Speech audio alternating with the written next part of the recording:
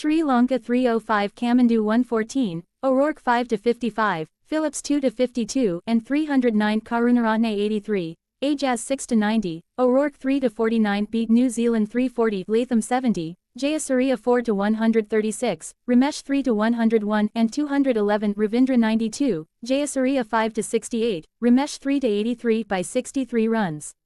Sri Lanka didn't need long on the final morning in Gale to wrap things up, taking just 15 minutes to grab the final 2 New Zealand wickets and secure a 63-run win in the first test.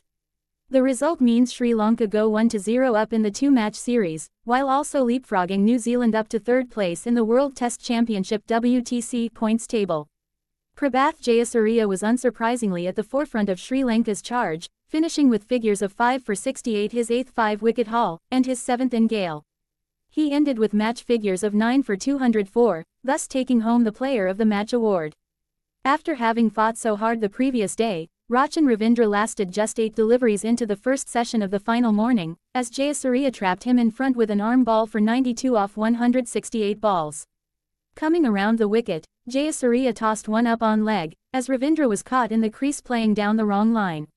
He reviewed, but once it was confirmed to be pitching in line, there would be no saving him. And any lingering hopes of a famous rearguard were then swiftly quashed, as O'Rourke kept out just 5 deliveries before the 6th slipped past his forward defense and onto off-stump to hand Jayasuriya his 5th wicket of the innings. O'Rourke wouldn't quite be satisfied with how the game ended after an impressive showing in the game, as he finished with 8 wickets to his name, the second most across the test, and the same as Ajaz Patel.